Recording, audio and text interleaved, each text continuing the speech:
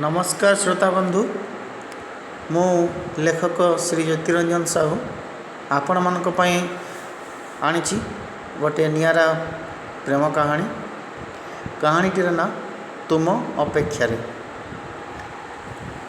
बसटा आसी जातीय राजपथर गोटे कोड़ को छिड़ा हो गला। धीरे धीरे से बस रु ओह्लाइले जड़े मध्यवयस्का महिला। देहरे धड़ा लुगा आ मुंडरे अल्प ओढ़णा। आखि आगे लंबी जाइए जातीय राजपथ को लगी गोटे संकीर्ण ग्राम्य रास्ता हरिपुर गाँ मध्य को। गाँव उभय पाखरे दूर दिग्वलय पर्यंत विस्तीर्ण सबुज धान खेत। असराय वर्षा बोधे हो जाइए, तथापि आकाशरे घटी रही कलाहांडिया मेघ। लगुच सते जेपरी बहु वर्ष पूर्व मरी जाइथिबा धारा श्रावणटी आज हरिपुर को फेरी। अनेक व्यग्र सी स्पर्श करने को से धला ओढ़णी तले थिया मुहटी को आउ धला शाढ़ी आच्छादित कल्याणीकर समस्त शरीर को। नीरव गाँव अणओसारिया रास्ता पर छिड़ा होती कल्याणी। कहीं कई तो नेबाक आसुना आसीबा किपरि। दीर्घ 15-17 वर्ष पाखापाखि हेब हरिपुर सह संपर्कटा कटि जाइए। आज आसी से पुराना संपर्कटी को खोजा।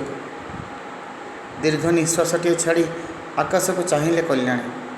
आउ कौन सब भावी मने मने मुरुकी हसटे देले। एतिकी बेले आकाशरू खसी पड़ा असराय वर्षा। आखि भिजिगला आउ शरीर भी। शीतर वर्षार छुआटा सीना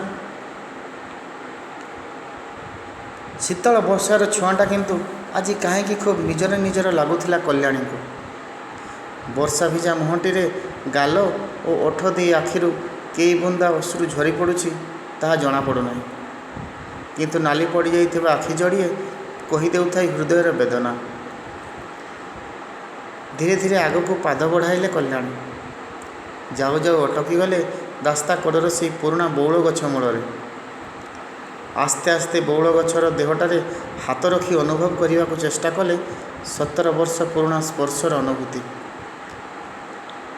आज भी कहीं लगुच सते जमी कहीं हाथ उपर हाथ को रखी शरीर में भरी दौर भिन्न एक शिहरण। कहीं किसी तो बदलनी 17 वर्ष भितर खाली जे बयसटा लुचकाली खेली से दिन ये बौल गछ मूल कल्याणीकर आदित्यों सह होइथिला शेष साक्षात। से दिन भी आकाशरू झरुला धारा श्रावण। बोधहुए से श्रावणर बारिधारे से दिन लुचि जाइथिला कल्याणीकर आखिर उष्ण लोतक धारा। कांद कांद कल्याणी आदित्य को कही मो देह छुई कथा दियो आदित्य, तुम्हें मते भूली जीव बाकी सारा जीवन पाई। मो बिना बंचीबाटा शिखी जाओ। कहीं मो बापा मो संपर्क को स्वीकार करने को अनिच्छुक। तुम्हें जान से जड़े हार्ट पेसेंट। से मो बाहाघर पाई अन्य जन को कथा दे सारी आ मो बापा को हरइबा को चाहूना। तेणु मते क्षमा कर दिया आदित्य, मते क्षमा कर दिया। कल्याणी को आखिर झरी पड़ुवा अश्रु को हाथ पापुली धरी नेले आदित्य। आउ कल्याणीर हाथ पापुली से अश्रु बुंदा को फेराई दे कहले आज लुह भी आउ मोर नुहे कल्याणी। मो पाई जदि तुम आखिर लुह झरे तेबे सेटा मो भल पाइबा को अपमान हम। प्रेम माने जदि खाली शारीरिक सुख हुए तेबे तुम्हें मते आज भी चिन्ह पाइलनि कल्याणी।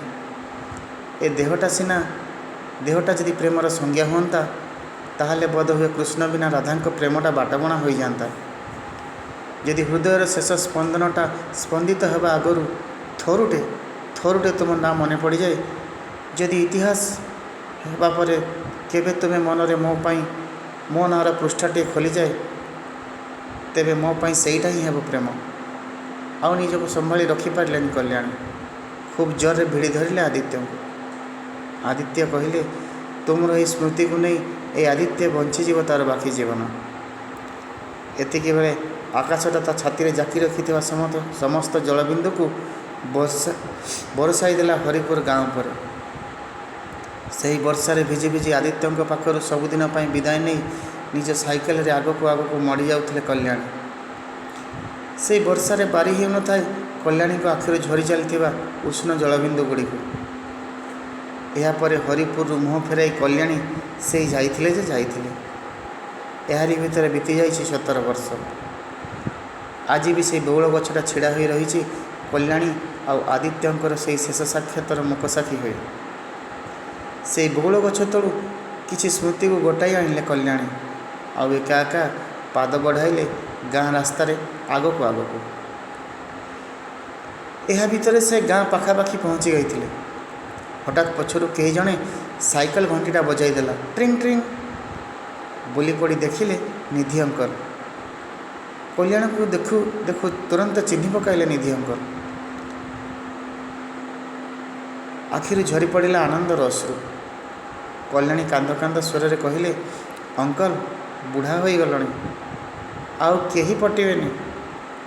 ସାଇକେଲରୁ ଓହ୍ଲାଇ ପଡ଼ି କଲ୍ୟାଣୀର ହାତଟାକୁ ଧରି ଲୁହାରେ ଭିଜାଇ ଦେଲେ ନିଧି ଅଙ୍କଲ। ନିଧି ଅଙ୍କଲ ହରିପୁର ଗାଁ ପୋଷ୍ଟ ପିଅନ। ସେହି ଥିଲେ ଦୁଇ ପ୍ରେମ ପକ୍ଷୀ ଆଦିତ୍ୟ ଆଉ କଲ୍ୟାଣୀଙ୍କର ପ୍ରେମ ବାର୍ତ୍ତାବହ। ତାଙ୍କୁ ଦେଖିଦେଲେ ଉଭୟଙ୍କ ମନରେ ଖେଳି ଯାଉଥିଲା ପ୍ରେମର ମୂର୍ଚ୍ଛନା। ଭାରି ରୋମାଣ୍ଟିକ୍ ପ୍ରକୃତିର ନିଧି ଅଙ୍କଲ। ବିବାହ କରିନଥିବା ନିଧି ଅଙ୍କଲ ମଜାରେ କହନ୍ତି, ମୋର ବୟସ କେତେ କି, ମୋ ପାଇଁ ଝିଅଟେ ଦେଖୁନ। କେତେ ହସ, ଲୁହ, ମାନ, ଅଭିମାନର ସେ ଥିଲେ ଜୀବନ୍ତ ସାକ୍ଷୀ। କେତେ ଯେ ଅନ୍ତହୀନ ପ୍ରତୀକ୍ଷାର ସେ ପୂର୍ଣ୍ଣଚ୍ଛେଦ ସାଜିଛନ୍ତି, ତା'ର ହିସାବ ସମୟ ପାଖରେ ବି ନାହିଁ। ତାଙ୍କ ସାଇକେଲ ଘଣ୍ଟିର ଶବ୍ଦରେ ବଢ଼ି ଯାଉଥିଲା ଉଭୟଙ୍କର ହୃତ୍ସ୍ପନ୍ଦନ। ଠିକ୍ ଆଜି ଯେମିତି ନିଧି ଅଙ୍କଲଙ୍କ ଲୁହକୁ ଦେଖି କଲ୍ୟାଣୀଙ୍କର ସ୍ପନ୍ଦନଟା ବଢ଼ି ବଢ଼ି ଯାଉଛି। କିଛି ସମୟର ନୀରବତା ପରେ ନିଧି ଅଙ୍କଲ ପଚାରିଲେ, କେଉଁଠି ହଜି ଯାଇଥିଲୁ ରେ ମା'? ଆଉ ତୋ ଦେହରେ ଧଳା ଶାଢ଼ୀଟା? ଆଶ୍ଚର୍ଯ୍ୟ ହୋଇ ପଚାରିଲେ ନିଧି ଅଙ୍କଲ। ହଁ ଅଙ୍କଲ, ସେ ଅନେକ କଥା। ଏତିକି କହି ଦୀର୍ଘ ନିଶ୍ୱାସଟି ଛାଡ଼ିଲେ କଲ୍ୟାଣୀ। ତାପରେ କହିଲେ, ଅଙ୍କଲ, ତମେ ତ ସବୁ ଜାଣ। ଆଦିତ୍ୟ ସହ ମୋର ସମ୍ପର୍କ ଯେ ପବିତ୍ର, ଏ କଥା ତୁମଠୁ ଭଲ ଆଉ କେହି ଜାଣିବେ ନାହିଁ। ଏ ସମ୍ପର୍କ ବିଷୟରେ ମୋ ବାପା ଜାଣିଲା ପରେ ଟ୍ରାନ୍ସଫର ନେଇ ଏଠାରୁ ଚନ୍ଦନପୁର ହାଇସ୍କୁଲକୁ ଚାଲିଗଲେ। ମୋତେ ରାଣ ଦେଇ ସେ ବଞ୍ଚିଥାଉ ଥାଉ ଆଉ ଯେପରି ମୁଁ ହରିପୁର ଗାଁ ମାଟି ନ ମାଡ଼େ। ଆଉ ଏହାର କିଛି ଦିନ ଭିତରେ ମୋ ବାହାଘରଟା ବି ସାରିଦେଲେ। ସ୍ୱାମୀ ମୋର ରେଳବାଇରେ ଚାକିରି କରୁଥିଲେ। ବାହାଘରର କିଛି ଦିନ ପରେ ହଠାତ୍ ବିଦ୍ୟୁତ୍ ଆଘାତରେ ସାରା ଶରୀରଟା ତାଙ୍କର ପାରାଲିସିସ୍ ହୋଇଗଲା। 10 ବର୍ଷ କାଳ ବିଛଣାରେ ପଡ଼ି ରହି ଶେଷରେ ସବୁଦିନ ପାଇଁ ମୋତେ ଏକା କରିଦେଇ ଚାଲିଗଲେ। ଜୀବନଟା ମୋର ସଂଘର୍ଷମୟ ହୋଇ ଉଠିଲା। ଦିନ ରାତି ମୋହରି ଚିନ୍ତାରେ ବୁଡ଼ି ରହି ଗତ ବର୍ଷ ମୋ ବାପା ବି ହାର୍ଟ ଆଟାକ୍ରେ ସବୁଦିନ ପାଇଁ ଚିରନିଦ୍ରା ଗଲେ। ବାକି ପଡ଼ି ରହିଛୁ ଆମେ ଦୁଇ ପ୍ରାଣୀ, ମା' ଆଉ ମୁଁ। ସ୍ୱାମୀ ଚାଲିଗଲା ପରେ ଶାଶୁଘର ଦ୍ୱାର ବି ସବୁଦିନ ପାଇଁ ବନ୍ଦ ହୋଇଗଲା। ତେବେ ଛାଡ଼ନ୍ତୁ ସେ କଥା। ଏଇ କିଛି ଦିନ ହେଲା ହରିପୁର କଥା ବହୁତ ମନେ ପଡ଼ୁଥିଲା। ସେଇଥିପାଇଁ ଚାଲି ଆସିଛି ତୁମମାନଙ୍କ ଗହଣରେ ଜୀବନର ସେ ପାସରା ହସଟିକୁ ଖୋଜିବାକୁ।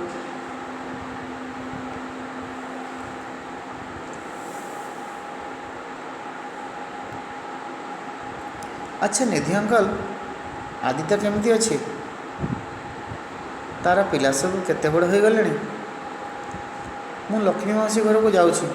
ସେଇଠି କିଛି ଦିନ ରହି ବୁଲାବୁଲି କରି ଚାଲିଯିବି। ହଁ ଅଙ୍କଲ, ଯଦି ଆଦିତ୍ୟ ଦେଖା ହୁଏ ତେବେ କହିବ କଲ୍ୟାଣୀ ଗାଁକୁ ଆସିଛି ବୋଲି। ଆଶ୍ଚର୍ଯ୍ୟ ହୋଇ ନିଧି ଅଙ୍କଲ ଚାହିଁଲେ କଲ୍ୟାଣୀକୁ। ଆଉ ଥର ଥର କଣ୍ଠରେ ପଚାରିଲେ, ଆଲୋ ମା', ଏଠାରୁ ଯିବା ପରେ ତୁ କ'ଣ ଆଉ କେବେ ହେଲେ ଆଦିତ୍ୟର କୌଣସି ଖବର ନେଇନାଉ? ଗମ୍ଭୀର ହୋଇଗଲେ କଲ୍ୟାଣୀ। କହିଲେ, ନା, ମୋ ବିବାହର କାର୍ଡ଼ଟିକୁ ପଠାଇଥିଲି ତା ପାଖକୁ। ସେ କିନ୍ତୁ ଆସିଲାନି କି କୌଣସି ଉତ୍ତର ବି ଦେଲାନି। ବହୁତ ଅପେକ୍ଷା କରିଥିଲି ତା'ର ଉତ୍ତରକୁ। ତା'ର ଉତ୍ତର ଆସିଲା, କିନ୍ତୁ ଅନେକ ବର୍ଷ ପରେ। ସେଦିନ ସେ ଚିଠିରେ ଲେଖା ଥିଲା ତା'ର ବାହାଘର ହୋଇଯାଇଛି, ଖୁବ୍ ଖୁସିରେ ଅଛି ସେ। ଆଉ ପୁରା ଚିଠି ଭିତରେ ଭରି ଦେଇଥିଲା ମୋ ବୈବାହିକ ଜୀବନ ପାଇଁ ଅନେକ ଗୁଡ଼ିଏ ଶୁଭକାମନା। ଭାବିଥିଲି ଜଣାଇଦେବି ମୁଁ କେତେ ଖୁସିରେ ଅଛି ବୋଲି, କିନ୍ତୁ ରହିଗଲି। ବିବେକଟା ଅନୁମତି ଦେଲା ନାହିଁ। ଭାବିଥିଲି ସେ ନିଶ୍ଚୟ ଭଲରେ ଥିବ। ହେଲେ ତମେ ମୋତେ ଏତେ ଆଶ୍ଚର୍ଯ୍ୟ କାହିଁକି ଅଙ୍କଲ? ଆଉ ଡେରି କଲେ ନାହିଁ ନିଧି ଅଙ୍କଲ। ଭିଡ଼ି ଧରିଲେ କଲ୍ୟାଣୀଙ୍କ ହାତଟାକୁ।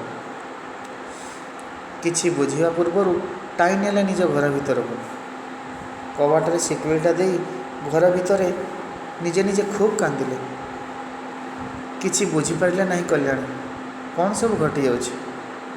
କିଛି ସମୟ ପରେ ନିଧି ଅଙ୍କଲ ବାଷ୍ପରୁଦ୍ଧ କଣ୍ଠରେ କହିଲେ, ଆଦିତ୍ୟ ନାହିଁରେ?